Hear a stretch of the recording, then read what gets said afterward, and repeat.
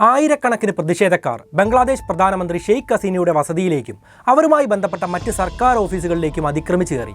അവിടെ നിന്ന് പ്രക്ഷോഭകർ രാജ്യത്തിൻ്റെ പ്രധാനമന്ത്രിയുടെ അടിവസ്ത്രം പോലും മോഷ്ടിക്കുകയും അത് പരസ്യമായി പ്രദർശിപ്പിക്കുകയും ചെയ്യുന്ന ചിത്രങ്ങളും പ്രചരിക്കുന്നുണ്ട്. കൂടാതെ ചില പ്രക്ഷോഭകർ പാർലമെന്റിൽ ഇരുന്ന് സിഗരറ്റ് വലിക്കുന്നതും കാണാം. ശരിക്കും ബംഗ്ലാദേശിൽ നടന്നത് തൊഴിലില്ലായ്മയുടെ പ്രതിഷേധങ്ങളോ സംവരണ വിരുദ്ധ കലാപമോ മാത്രമല്ല. അങ്ങനെ ആയിരുന്നുവെങ്കിൽ കോടതി ഇടപെട്ട് സംവരണം കുറച്ചതോടെ കലാപങ്ങൾ അവസാനിക്കേണ്ടതായിരുന്നു. അത് സംഭവിച്ചില്ല. അതുകൊണ്ട് ബംഗ്ലാദേശിൽ യഥാർത്ഥത്തിൽ സംഭവിച്ചതും പിന്നിലെ അമേരിക്കൻ കളികളും ചൈനയുടെ നേട്ടങ്ങളും ഇന്ത്യക്ക് സംഭവിക്കാൻ പോകുന്ന നഷ്ടങ്ങളും നമ്മൾ അറിഞ്ഞിരിക്കണം. പറയുന്ന കാര്യങ്ങളുടെ റെഫറൻസുകൾ പതിവ് പോലെ വീഡിയോയിൽ ചേർക്കുന്നുണ്ട്. നമുക്ക് നേരെ വീഡിയോയിലേക്ക് പോവാം. തൊഴിലില്ലായ്മ വാസ്തവത്തിൽ ബംഗ്ലാദേശിൽ മാത്രമല്ല നമ്മുടെ നാട്ടിലും വലിയ പ്രശ്നമായി മാറിയിട്ടുണ്ട്. ജോലി കണ്ടെത്താനും ശമ്പളം വർദ്ധിപ്പിക്കാനും പുതിയ കാലത്തെ മാറ്റങ്ങൾക്കനുസരിച്ച് നമ്മളും തയ്യാറാവണം. അതുകൊണ്ട് ഈ വീഡിയോ നിങ്ങൾക്ക് വേണ്ടി സമർപ്പിച്ചിരിക്കുന്നത് ഗ്രോത്ത് സ്കൂളാണ്. നമ്മുടെ പ്രേക്ഷകർക്ക് വേണ്ടി അവരുടെ ChatGPT ആൻഡ് AI വർക്ക്ഷോപ്പ് ഇപ്പോൾ സൗജന്യമായിട്ട് നൽകിയിട്ടുണ്ട്. ഞാൻ കമൻറ്റിൽ കൊടുത്ത ലിങ്ക് വഴി ജോയിൻ ചെയ്യുന്ന ആദ്യ 1000 പേർക്ക് മാത്രമാണ് ഈ അവസരം ഉള്ളത്. നിങ്ങൾക്ക് എൻ്റെ തംബ്നെയിലടക്കം ശ്രദ്ധിച്ചാൽ അറിയാം, അതെല്ലാം AI വെച്ചുണ്ടാക്കുന്നതാണ്. എന്തായാലും ഈ വർക്ക്ഷോപ്പിലൂടെ ChatGPT അടക്കമുള്ള 20-ലധികം AI ടൂളുകൾ ഉപയോഗിക്കാനുള്ള അടിസ്ഥാന അറിവുകൾ 3 മണിക്കൂർ കൊണ്ട് നിങ്ങൾക്ക് പഠിക്കാം. ആദ്യമൊക്കെ അടിസ്ഥാന കാര്യങ്ങൾ മനസ്സിലാക്കിയാൽ പിന്നെ കൂടുതൽ പഠിക്കേണ്ട കാര്യങ്ങൾ എന്താണെന്ന് കണ്ടെത്തി അത് വേണമെങ്കിൽ പണം അടച്ച് പഠിക്കാവുന്നതാണ്.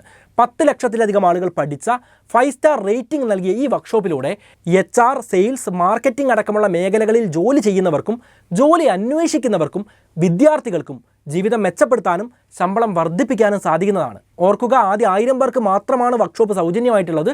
പെട്ടെന്ന് തന്നെ നോക്കിക്കോളൂ.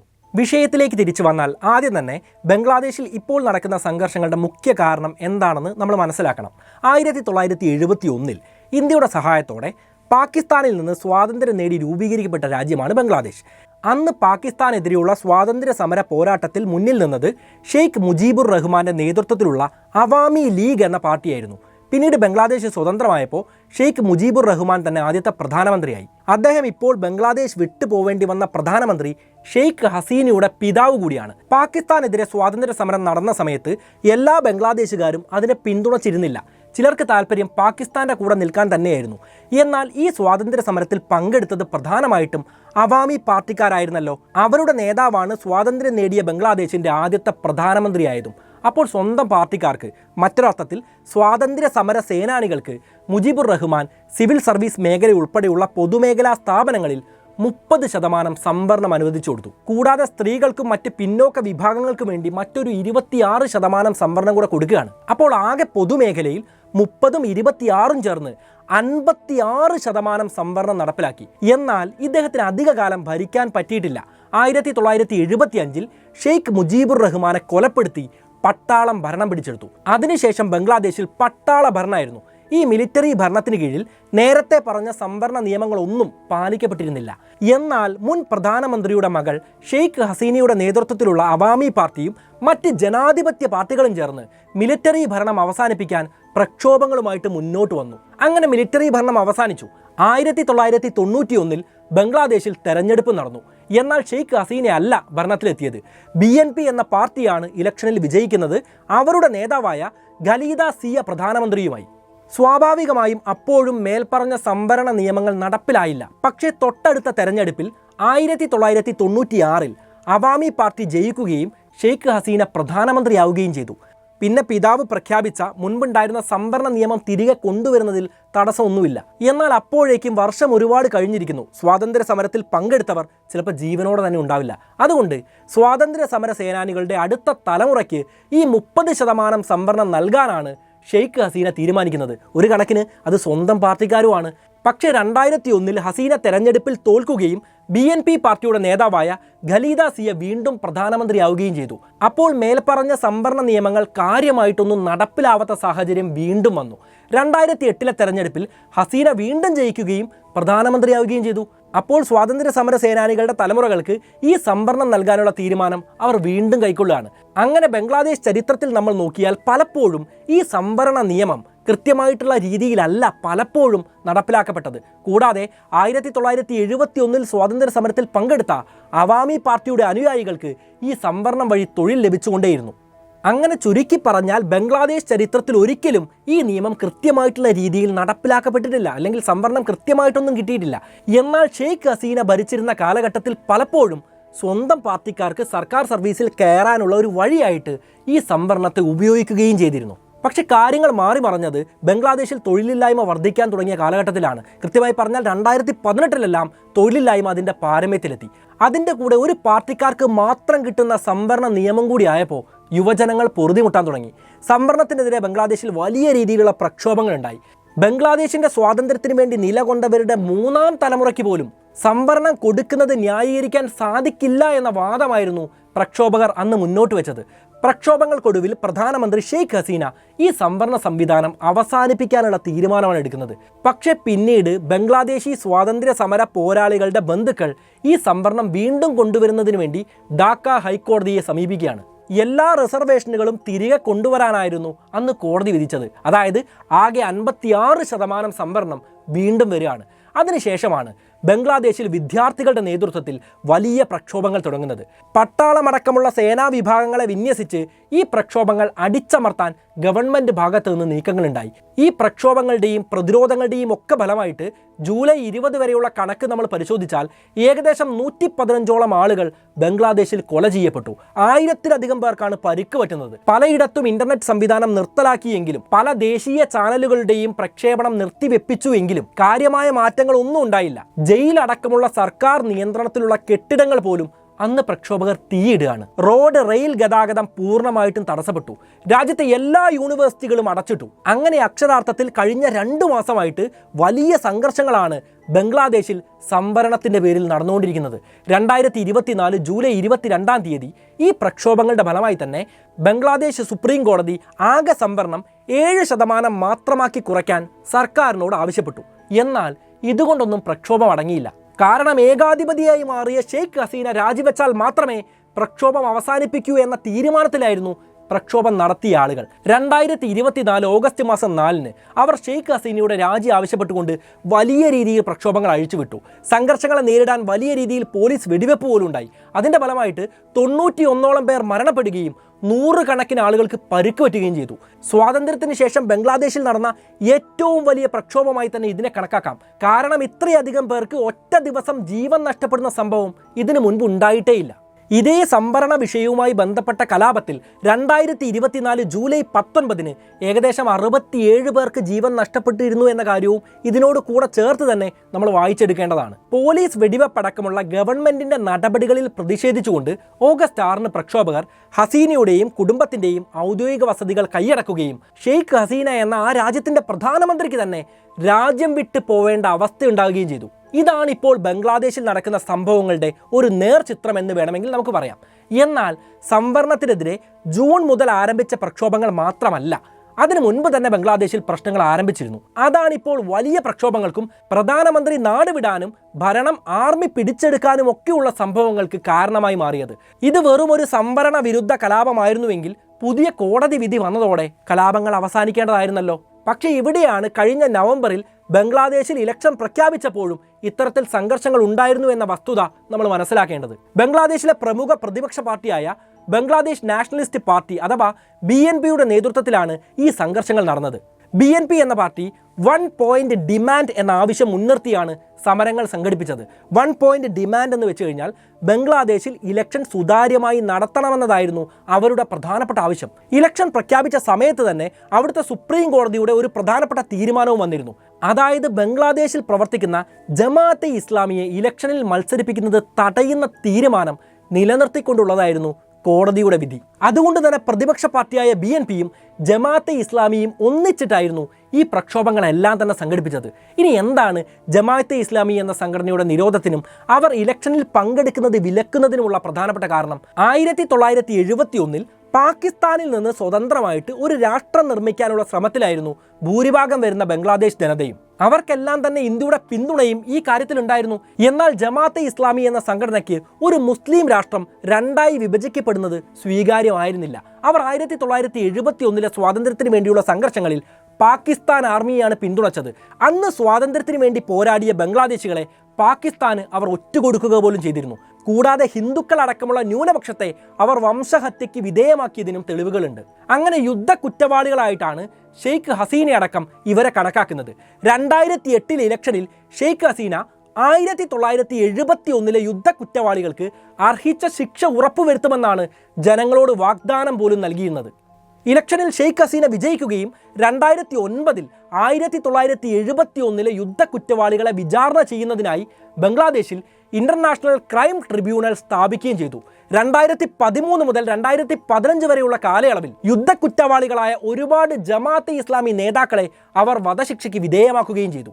ഈ കാലയളവിൽ തന്നെ ബംഗ്ലാദേശ് കോടതി ജമാഅത്തെ ഇസ്ലാമിയെ നിരോധിക്കുകയും ഇലക്ഷനിൽ മത്സരിക്കുന്നതിൽ നിന്ന് സംഘടനയെ വിലക്കുകയും ചെയ്തിരുന്നു. ഇനി 2018 നോക്കുകയാണെങ്കിൽ ബംഗ്ലാദേശിലെ ഇലക്ഷൻ കമ്മീഷൻ ജമാഅത്തെ ഇസ്ലാമിയുടെ രജിസ്ട്രേഷൻ പോലും റദ്ദാക്കി. വീണ്ടും 2024 ജൂൺ ജൂലൈ മാസങ്ങളിൽ സംഘർഷങ്ങൾ ഉണ്ടായപ്പോൾ ജമാഅത്തെ ഇസ്ലാമിയുടെ വിദ്യാർത്ഥി സംഘടനകളെ വിലക്കാൻ ഹസീനയുടെ നേതൃത്വത്തിൽ ഗവൺമെന്റ് തീരുമാനമെടുത്തിരുന്നു. മേൽപ്പറഞ്ഞ ഈ ചരിത്രപരമായ കാരണങ്ങൾ കൊണ്ട് തന്നെ ജമാഅത്തെ ഇസ്ലാമിക്ക് ഷെയ്ഖ് ഹസീനയോട് വലിയ രീതിയിലുള്ള വിരോധം തന്നെയുണ്ട്. അതുകൊണ്ട് തന്നെ ഷെയ്ഖ് ഹസീനയെ നീക്കം ചെയ്യാനുള്ള പ്രക്ഷോഭങ്ങൾക്ക് ബംഗ്ലാദേശിലെ പ്രതിപക്ഷ പാർട്ടിയായ BNPയുടെ കൂടെ ജമാഅത്തെ ഇസ്ലാമിയും ഉണ്ട് എന്നത് അത്ഭുതപ്പെടുത്തുന്ന ഒരു കാര്യം തന്നെയല്ല. അതിൻ്റെ കാര്യങ്ങൾ വ്യക്തമായിട്ട് ഇപ്പോൾ നിങ്ങൾക്ക് മനസ്സിലായിട്ടുണ്ടാവും. ഇതുമായിട്ട് ബന്ധപ്പെട്ട റഫറൻസുകളെല്ലാം തന്നെ വീഡിയോയുടെ ഭാഗങ്ങളിൽ കാണിച്ചിട്ടുണ്ട് എന്ന കാര്യവും പ്രത്യേകമായിട്ട് ഓർക്കുക. എന്നാൽ കാര്യങ്ങൾ ജമാഅത്തെ ഇസ്ലാമിയെ നേരിടുന്നത് കൊണ്ട് മാത്രം അവസാനിച്ചില്ല. BNPയുടെ പല നേതാക്കളെയും പല കുറ്റങ്ങൾ ചുമത്തി ഭരണകൂടം ജയിലിലടക്കുകയും ചെയ്ത ഒരു സമയമായിരുന്നു ഇത്. ഉദാഹരണത്തിന് 2018 ബംഗ്ലാദേശിൻ്റെ ആദ്യത്തെ വനിതാ പ്രധാനമന്ത്രിയൊക്കെ ആയിരുന്ന ഖാലിദ സിയയെ അഴിമതി കേസിലാണ് ജയിലിലടയ്ക്കുന്നത്. അങ്ങനെ 2009 മുതൽ നമ്മൾ നോക്കുകയാണെങ്കിൽ തുടർച്ചയായി ഭരണം ലഭിച്ച ഷെയ്ഖ് ഹസീന ഒരു ഏകാധിപതിയായിട്ട് മാറുകയായിരുന്നു എന്നുള്ളതാണ് അവിടുത്തെ പ്രതിപക്ഷത്തിൻ്റെ പ്രധാനപ്പെട്ട അഭിപ്രായം. കാര്യം എന്താണെങ്കിലും ഇപ്പോൾ നടക്കുന്ന സംഭവങ്ങളിൽ അമേരിക്കയുടെ പങ്ക് എന്താണ് എന്നുള്ളതാണ് അടുത്ത ചോദ്യം. ബംഗ്ലാദേശ് ഇലക്ഷൻ പ്രഖ്യാപിച്ച സമയത്ത് അമേരിക്കൻ സ്റ്റേറ്റ് സെക്രട്ടറിയായ ആന്റണി ബ്ലിങ്കൻ ഒരു പുതിയ വിസ പോളിസി നടപ്പിലാക്കാൻ പോവുകയാണ് എന്ന വിവരം അറിയുകയാണ്. ബംഗ്ലാദേശിലെ ഇലക്ഷനിൽ ഏതെങ്കിലും തരത്തിൽ അട്ടിമറിക്കോ കള്ളത്തരങ്ങൾക്കോ ശ്രമിക്കുന്നവർക്കോ അവരുടെ കുടുംബാംഗങ്ങൾക്കോ അമേരിക്കയിൽ വിസ ലഭ്യമാക്കില്ല എന്നതായിരുന്നു പുതിയ വിസ പോളിസി. US സ്റ്റേറ്റ് ഡിപ്പാർട്ട്മെന്റിന്റെ വക്താവായ മാത്യു മില്ലർ ഔദ്യോഗികമായി ഈ കാര്യത്തിൽ മറ്റൊരു പ്രസ്താവന ഇറക്കി. സുതാര്യമായി ഇലക്ഷൻ നടത്താൻ ബംഗ്ലാദേശിലെ ജനങ്ങൾക്കൊപ്പമാണ് അമേരിക്ക എന്നാണ് അദ്ദേഹം പറഞ്ഞത്. അതായത് ബംഗ്ലാദേശിലെ ഇലക്ഷനിൽ എന്തെല്ലാമോ പ്രശ്നങ്ങൾ നടക്കുന്നുണ്ട്, അവിടെ തട്ടിപ്പ് നടക്കുന്നുണ്ട് എന്ന രീതിയിൽ എരുതിയിൽ എണ്ണയൊഴിക്കുന്നത് പോലെയായിരുന്നു അമേരിക്കയുടെ പ്രസ്താവന. അതിനുശേഷം ഈ പ്രസ്താവന ബംഗ്ലാദേശിൽ പ്രക്ഷോഭം നടത്തിക്കൊണ്ടിരുന്ന പ്രതിപക്ഷ പാർട്ടികളും ഏറ്റെടുത്തു. അമേരിക്ക ബംഗ്ലാദേശിലെ ഇലക്ഷനിൽ അനാവശ്യമായി ഇടപെടുന്നു എന്നുള്ള ആരോപണം അതിനുശേഷം വലിയ രീതിയിൽ തന്നെ ഉയർന്നു വന്നിരുന്നു. പക്ഷേ എല്ലാ കാര്യത്തിനും മറുപടി ഉള്ളതുപോലെ അമേരിക്കയ്ക്ക് ഈ കാര്യത്തിനും മറുപടി ഉണ്ടായിരുന്നു. സുതാര്യമായി ഇലക്ഷൻ നടത്താൻ ആവശ്യപ്പെടുന്നതിനെ ഒരിക്കലും അനാവശ്യ ഇടപെടലായി കാണേണ്ടതില്ല എന്നതായിരുന്നു അമേരിക്കയുടെ വിശദീകരണം. എന്തായാലും ജനുവരിയിൽ നടന്ന ഇലക്ഷനിൽ 4ാം തവണയും തുടർച്ചയായിട്ട് അവാമി പാർട്ടിയുടെ നേതൃത്വത്തിൽ ഷെയ്ഖ് ഹസീന തന്നെ ബംഗ്ലാദേശിൻ്റെ പ്രധാനമന്ത്രിയായി തെരഞ്ഞെടുക്കപ്പെട്ടു. അതിനുശേഷം അമേരിക്കയുടെ സ്റ്റേറ്റ് ഡിപ്പാർട്ട്മെന്റ് നടത്തിയ പ്രസ്താവനയിൽ ബംഗ്ലാദേശിൽ സ്വതന്ത്രവും സുതാര്യവുമല്ലാത്ത ഇലക്ഷൻ നടക്കുന്നു എന്നാണ് അഭിപ്രായപ്പെടുകയുണ്ടായത്. അങ്ങനെ അമേരിക്ക സ്വയം അവർ മറ്റ് രാജ്യങ്ങളിലെ ഇലക്ഷനിൽ ഇടപെടുന്നില്ല എന്ന് പറയുന്നുണ്ട് എങ്കിലും അത് എത്ര കണ്ട് സത്യമാണ് എന്ന കാര്യം നമ്മൾ ചിന്തിക്കേണ്ടതാണ്. US agency for international development അഥവാ USAID എന്നറിയപ്പെടുന്ന ഒരു അമേരിക്കൻ സംഘടനയാണ് ഇതിൻ്റെ പ്രധാന കണ്ണി എന്നാണ് പരക്കെ വിശ്വസിക്കപ്പെടുന്നത്. ഈ സംഘടന തന്നെ പാകിസ്ഥാനിലെ ജമാഅത്തെ ഇസ്ലാമി സംഘടനകൾക്ക് ഫണ്ട് നൽകുന്നുണ്ട് എന്നും റിപ്പോർട്ടുകൾ പുറത്തു വന്നിട്ടുണ്ട്. അതുമാത്രമല്ല BRIC എന്ന പേരിൽ ബംഗ്ലാദേശിൽ പ്രവർത്തിക്കുന്ന ഒരു സംഘടനയുമായിട്ടും ഇവർക്ക് ബന്ധമുണ്ട്. ഈ രണ്ട് ഗ്രൂപ്പുകളും സംയുക്തമായിട്ട് പല പ്രൊജക്റ്റുകളും ബംഗ്ലാദേശിൽ നടപ്പിലാക്കുന്നുമുണ്ട്. ജൂൺ ജൂലൈ മാസങ്ങളിൽ ബംഗ്ലാദേശിൽ നടന്ന വിദ്യാർത്ഥി പ്രക്ഷോഭങ്ങളിൽ കേന്ദ്രമായിട്ട് പ്രവർത്തിച്ചത് ഈ BRIC യൂണിവേഴ്സിറ്റി ആയിരുന്നു എന്ന കാര്യവും പ്രത്യേകമായിട്ട് നമ്മൾ ശ്രദ്ധിക്കണം. അതുകൊണ്ട് തന്നെ ഈ സംഭവ വികാസങ്ങളിൽ അമേരിക്കയുടെ പങ്ക് സംശയിക്കുന്നത് തള്ളിക്കളയാനാവില്ല. മറ്റൊരു കാര്യം നോക്കിയാൽ 2024 മെയ്യിൽ ഷെയ്ഖ് ഹസീന വളരെ വിവാദപരമായിട്ടുള്ള ചില പ്രസ്താവനകൾ നടത്തിയിരുന്നു. ബംഗ്ലാദേശിനെയും മ്യാൻമറിനെയും കൂട്ടിച്ചേർത്ത് ഒരു ക്രിസ്ത്യൻ സ്റ്റേറ്റ് നിർമ്മിക്കാൻ ഒരു വിദേശ രാജ്യം ശ്രമിക്കുന്നുണ്ട് എന്നതായിരുന്നു അവരുടെ ആദ്യത്തെ പ്രസ്താവന. കൂടാതെ ആ രാജ്യങ്ങളിലെ വെള്ളക്കാരൻ ബംഗ്ലാദേശിൽ ആ രാജ്യത്തിൻ്റെ വ്യോമത്താവളം നിർമ്മിക്കാൻ ശ്രമിക്കുന്നുണ്ട് എന്നും അതിന് സഹകരിച്ചാൽ ബംഗ്ലാദേശിലെ ഇലക്ഷൻ സമാധാനപരമായി നടക്കുമെന്നും അവർ വാഗ്ദാനം ചെയ്തിരുന്നു എന്നാണ് ഷെയ്ഖ് ഹസീന പറഞ്ഞത്. അതായത് ബംഗ്ലാദേശിൽ ഒരു വെള്ളക്കാരൻ, അമേരിക്ക എന്ന പേര് പറയാതെയാണ് ഇത് പറയുന്നത്, അവിടെ വ്യോമതാവളം നിർമ്മിക്കാനുള്ള ശ്രമം നടത്തുന്നുണ്ട്. അതുകൂടാതെ ഒരു ക്രിസ്ത്യൻ സ്റ്റേറ്റ് ഉണ്ടാക്കാനുള്ള ശ്രമവും നടത്തുന്നുണ്ട്. ഇതിന് അനുവദിക്കാതിരിക്കുന്നത് കൊണ്ടാണ് ഇപ്പോൾ ബംഗ്ലാദേശിൽ ഇത്തരത്തിലുള്ള പ്രശ്നങ്ങൾ ഉണ്ടാവുന്നത് എന്നും അതിൽ ആ രാജ്യത്തിന് പങ്കുണ്ട് എന്ന് പറയുന്ന തരത്തിലായിരുന്നു ഈ പ്രസ്താവന എന്നത് നമ്മൾ നോക്കിക്കാണേണ്ടതാണ്. എന്തായാലും ഷെയ്ഖ് ഹസീനയും അവരുടെ അവാമി പാർട്ടിയും ഇലക്ഷൻ അട്ടിമറിക്കാൻ ശ്രമിച്ചിരുന്നോ എന്ന കാര്യം വ്യക്തമല്ല. പക്ഷേ 2024 ഇലക്ഷനിൽ വോട്ടിംഗ് ശതമാനം 40% മാത്രമായത് ഒരു അട്ടിമറി സൂചനയാണ് എന്നാണ് എതിർ പാർട്ടിക്കാർ സംശയിക്കുന്നത്. ഇനി ഈ വിഷയത്തിൽ ചൈന എങ്ങനെ മുതലെടുപ്പ് നടത്തുമെന്നും ഇന്ത്യ എന്തുകൊണ്ട് ഈ വിഷയങ്ങളിൽ ആശങ്കപ്പെടണമെന്നും നമ്മൾ വ്യക്തമായിട്ട് മനസ്സിലാക്കണം. ഷെയ്ഖ് ഹസീനയുടെ ഭരണത്തിൽ ന്യൂനതകൾ ഉണ്ടായിരുന്നുവെങ്കിലും ഇന്ത്യയെ സംബന്ധിച്ചിടത്തോളം അവരുടെ ഭരണത്തിന് കീഴിലുള്ള ബംഗ്ലാദേശ് ഗവൺമെൻറ്റുമായിട്ട് നല്ല ബന്ധത്തിലായിരുന്നു ഇന്ത്യ. കൂടാതെ ജനുവരിയിൽ ബംഗ്ലാദേശിൽ ഇലക്ഷൻ കഴിഞ്ഞതോടെ ഷെയ്ഖ് ഹസീനയെ വീണ്ടും അധികാരത്തിലെത്തിക്കാൻ ഇന്ത്യ സഹായിച്ചെന്നും വാർത്തകളുണ്ട്, ആരോപണങ്ങളുണ്ട്. ഇതിൻ്റെ പേരിൽ ബംഗ്ലാദേശിലെ പ്രതിപക്ഷ പാർട്ടികൾ ഇന്ത്യക്കെതിരെ ക്യാമ്പയിനുകൾ പോലും നടത്തിയിരുന്നു. ക്യാമ്പയിൻ്റെ ഭാഗമായിട്ട് ഇന്ത്യയിൽ നിന്നുള്ള ഉൽപ്പന്നങ്ങൾ വാങ്ങരുതെന്നുള്ള ആഹ്വാനങ്ങളായിരുന്നു ഈ പാർട്ടികൾ മുന്നോട്ട് വെച്ചത്. 2024 റമദാൻ്റെ സമയത്ത് ബംഗ്ലാദേശും ഇന്ത്യയും തമ്മിൽ അതിർത്തി വഴിയുള്ള കച്ചവടങ്ങൾ പൊടിപൊടിക്കുന്ന ഒരു സമയമാണ്. ആ സമയത്ത് ഇന്ത്യയിൽ നിന്നുള്ള ഉൽപ്പന്നങ്ങൾ ബഹിഷ്കരിക്കണമെന്ന് അവർ തീരുമാനമെടുത്തു. Boycott Indian products, India out എന്നീ മുദ്രാവാക്യങ്ങളാണ് ഈ ക്യാമ്പയിൻ്റെ ഭാഗമായിട്ട് പ്രതിപക്ഷ പാർട്ടികൾ മുന്നോട്ട് വെച്ചത്. BNPയുടെ നേതൃത്വത്തിൽ ഇന്ത്യയിൽ നിന്നുള്ള കാശ്മീരി ഷാളുകൾ കത്തിച്ചുകൊണ്ട് അവർ വലിയ പ്രകടനം നടത്തിയത് സോഷ്യൽ മീഡിയയിലെല്ലാം വലിയ ചർച്ചയായതാണ്. ഈ സമയത്ത് ഷെയ്ഖ് ഹസീന ഇന്ത്യക്ക് പിന്തുണയായിട്ട് എത്തിയിരുന്നു. ഇന്ത്യൻ ഉൽപ്പന്നങ്ങൾ ബഹിഷ്കരിക്കുകയാണെങ്കിൽ ആദ്യം പ്രതിപക്ഷ പാർട്ടികൾ അവരുടെ ഭാര്യമാരുടെ സാരികൾ കത്തിക്കട്ടെ എന്നായിരുന്നു അന്ന് ഷെയ്ഖ് ഹസീന പറഞ്ഞത്. കൂടാതെ ഇന്ത്യയിൽ നിന്ന് വരുന്ന സുഗന്ധ വ്യഞ്ജനങ്ങൾ ഇല്ലാതെ അവർ പാകം ചെയ്ത് കാണിക്കട്ടെ എന്നും ഷെയ്ഖ് ഹസീന പറയുകയുണ്ടായി. അങ്ങനെ ഇന്ത്യയെ സപ്പോർട്ട് ചെയ്യുന്ന ഒരു ഭരണമായിരുന്നു ബംഗ്ലാദേശിൽ ഇത്ര കാലം ഉണ്ടായിരുന്നത്. ബംഗ്ലാദേശുമായിട്ട് വളരെ സൗഹാർദ്ദപരമായ ബന്ധമായിരുന്നു ഷെയ്ഖ് ഹസീനയുടെ ഭരണത്തിന് കീഴിൽ ഇന്ത്യ പുലർത്തിപ്പോകുന്നത്. ബംഗ്ലാദേശുമായി ഏകദേശം 4000 കിലോമീറ്ററോളം അതിർത്തി പങ്കിടുന്ന രാജ്യമാണ് ഇന്ത്യ. കൂടാതെ ബംഗ്ലാദേശിൻ്റെ ഏറ്റവും വലിയ രണ്ടാമത്തെ വ്യാപാര പങ്കാളിയും നമ്മൾ തന്നെയാണ്. ചൈനയാണ് ഒന്നാമത്തെ രാജ്യം എന്നതും ഈ സമയത്തൊന്ന് ഓർത്തു വെക്കുക. അതുകൊണ്ട് തന്നെ ചൈനയുമായിട്ടും ഇന്ത്യയുമായിട്ടും താരതമ്യേന ബാലൻസ്ഡ് ആയിട്ടുള്ള ഒരു ബന്ധമായിരുന്നു ബംഗ്ലാദേശ് ഷെയ്ഖ് ഹസീനയുടെ ഭരണത്തിന് കീഴിൽ പിൻപറ്റിയിരുന്നത്. കൂടാതെ ഇന്ത്യ ഷെയ്ഖ് ഹസീനയുടെ പ്രധാന എതിരാളിയായിരുന്ന ജമാഅത്തെ ഇസ്ലാമി പോലുള്ള സംഘടനകളെ നിയന്ത്രിക്കാൻ ബംഗ്ലാദേശുമായിട്ട് ഒരുമിച്ച് പ്രവർത്തിക്കുകയും ചെയ്യുന്നുണ്ടായിരുന്നു. അതുകൊണ്ട് തന്നെ ഇപ്പോൾ ഷെയ്ഖ് ഹസീന പ്രധാനമന്ത്രി സ്ഥാനം ഒഴിയുന്നത് ഇന്ത്യക്ക് വലിയ തലവേദനയാവും. പ്രധാനപ്പെട്ട കാരണം ബംഗ്ലാദേശ് ചൈനയുമായിട്ട് നല്ല ബന്ധത്തിലാണ് എങ്കിലും അവർ ഇന്ത്യയും പരിഗണിച്ചിരുന്നു. എന്നാൽ ഇനി വരാൻ പോകുന്നത് ചിലപ്പോൾ ജമാഅത്തെ ഇസ്ലാമിയുടെ പങ്കാളിത്തത്തോടെയുള്ള ഗവൺമെൻറ് ആയിരിക്കാനാണ് സാധ്യത. ബംഗ്ലാദേശിലെ ജമാഅത്തെ ഇസ്ലാമി ഒരു പാകിസ്ഥാൻ ചൈനീസ് അനുകൂല സംഘടനയാണ്. ജമാഅത്തെ ഇസ്ലാമിയും ബംഗ്ലാദേശിലെ പ്രതിപക്ഷ പാർട്ടിയായ BNPയും ഇലക്ഷൻ സമയത്ത് ഇന്ത്യ വിരുദ്ധ നടപടികൾ സ്വീകരിക്കുന്നതിൽ മുൻപന്തിയിലുമായിരുന്നു. അപ്പോൾ ഇന്ത്യയെ എതിർക്കുന്ന ചൈനയെ അനുകൂലിക്കുന്ന ഭരണമാണ് ഇനി ബംഗ്ലാദേശിൽ നടക്കാൻ സാധ്യതയേറെയും. എന്നാൽ ഇവിടെ ചൈനയ്ക്ക് ആശങ്കപ്പെടാൻ ഒന്നുമില്ല എന്ന കാര്യവും നമ്മൾ മനസ്സിലാക്കേണ്ടതാണ്. 2 വള്ളത്തിലും കാലിടുന്ന ഷെയ്ഖ് ഹസീനയുടെ ബംഗ്ലാദേശിനേക്കാളും ചൈനയെ സപ്പോർട്ട് ചെയ്യുന്ന, ഇന്ത്യയെ എതിർക്കുന്ന ജമാഅത്തെ ഇസ്ലാമിയുടെ നേതൃത്വത്തിലുള്ള ഒരു ഗവൺമെൻറ് അധികാരത്തിൽ വരുന്നതായിരിക്കും അവർക്ക് എന്തുകൊണ്ട് നല്ലത്. ഇതിലൂടെ ഇന്ത്യയെ ബംഗ്ലാദേശിൽ നിന്ന് അകറ്റി നിർത്താനും അവർക്ക് സാധിക്കുന്നതാണ്. ഇനി അമേരിക്കയുടെ കാര്യം എടുക്കുകയാണെങ്കിലോ, അമേരിക്കയും ഇന്ത്യയും ചൈനയെ എതിർക്കുന്ന രാജ്യങ്ങളാണ് എന്ന് നമുക്കറിയാം. കൂടാതെ ക്വാഡ് പോലുള്ള സംഘടനകളിൽ ചൈനയ്ക്കെതിരെ പ്രവർത്തിക്കുന്നവരാണ് ഇന്ത്യയും അമേരിക്കയും. പക്ഷേ അമേരിക്കയും ഇന്ത്യയും നല്ല സുഹൃത്തുക്കളാണെന്ന് നമുക്ക് ഉറപ്പിച്ച് പറയാനൊന്നും പറ്റില്ല. അതുകൊണ്ട് തന്നെ അമേരിക്ക ബംഗ്ലാദേശിൽ സ്വന്തം താല്പര്യം മാത്രമേ നോക്കാനും സാധ്യതയുള്ളൂ. ഇന്ത്യയെ ബംഗ്ലാദേശിൽ നിന്നും അകറ്റി ആ സ്ഥാനത്തേക്ക് വരാനായിരിക്കും അമേരിക്കയുടെ ശ്രമം. കാരണം ചൈനയോട് അടുത്ത് കിടക്കുന്ന രാജ്യവുമാണ്. അവിടെ വ്യോമതാവളങ്ങൾ നിർമ്മിക്കാൻ അമേരിക്കയ്ക്ക് സാധിച്ചു കഴിഞ്ഞാൽ ചൈനയെ പ്രതിരോധിക്കാൻ പറ്റും. നിലവിൽ നമ്മൾ നോക്കിയാൽ പാകിസ്ഥാനിലേതിന് സമാനമായ രീതിയിൽ തന്നെ ബംഗ്ലാദേശിലും ഇന്ത്യ വിരുദ്ധ വികാരമുണ്ടാക്കി അമേരിക്കയും ചൈനയും തങ്ങളുടെ സ്വന്തം താല്പര്യങ്ങൾ സ്ഥാപിക്കാനായിരിക്കും ഇവിടെ ശ്രമിക്കുക. കൂടാതെ അമേരിക്കയുടെ ലക്ഷ്യം ബംഗ്ലാദേശിൽ ജനാധിപത്യം സ്ഥാപിക്കാനോ അവിടെ ഇലക്ഷൻ സുതാര്യമായി നടത്താനോ ആയിരിക്കില്ലല്ലോ. അല്ലെങ്കിൽ ഒരു വശത്ത് ഇസ്രായേലിനെ സപ്പോർട്ട് ചെയ്യുന്ന അമേരിക്ക ബംഗ്ലാദേശിൽ വന്നിട്ട് എന്തിനാണ് ജനാധിപത്യ രാജ്യത്തെ മതരാജ്യമാക്കാൻ ശ്രമിക്കുന്നവർക്ക് സപ്പോർട്ട് കൊടുക്കുന്നതും അതേ സംഘടനയുടെ യുദ്ധ കുറ്റവാളികൾക്ക് സംരക്ഷണം ഒരുക്കുന്നതും? സ്വാഭാവികമായിട്ടും അത്തരത്തിലൊരു സംഘടനയെ പിന്തുണയ്ക്കുന്ന അമേരിക്കയുടെ ലക്ഷ്യം ജനാധിപത്യവും സുതാര്യമായ ഇലക്ഷനുമാണ് എന്ന് വിശ്വസിക്കാൻ തൽക്കാലം എനിക്ക് പറ്റുന്നില്ല. നിങ്ങളുടെ അഭിപ്രായം എന്താണെന്ന് തീർച്ചയായിട്ടും കമൻറ്റിൽ എഴുതാവുന്നതാണ്. അമേരിക്കയ്ക്ക് അവരുടെ സൈനിക താവളങ്ങൾ ലോകത്തെമ്പാടും നിർമ്മിക്കുക എന്ന ലക്ഷ്യം തന്നെയാണ് പലപ്പോഴും ഉള്ളതായിട്ട് നമുക്ക് കാണാൻ വേണ്ടി പറ്റുക. ഇവിടെയും അത് തന്നെയാണ് സാധ്യത. ഇതുകൊണ്ടെല്ലാം തന്നെ ഷെയ്ഖ് ഹസീനയുടെ സർക്കാർ തകരുന്നത് അമേരിക്കയ്ക്കും ചൈനയ്ക്കും ഒരുപോലെ ഗുണമാവുമെങ്കിലും ഇന്ത്യക്കൊരു വലിയ തിരിച്ചടി തന്നെയാണ്. കാര്യം എന്താണെങ്കിലും ഇന്ത്യ ഈ സാഹചര്യത്തെ എങ്ങനെ നേരിടും എന്നത് നമ്മൾ നോക്കിക്കാണേണ്ട ഒരു വിഷയം തന്നെയാണ്.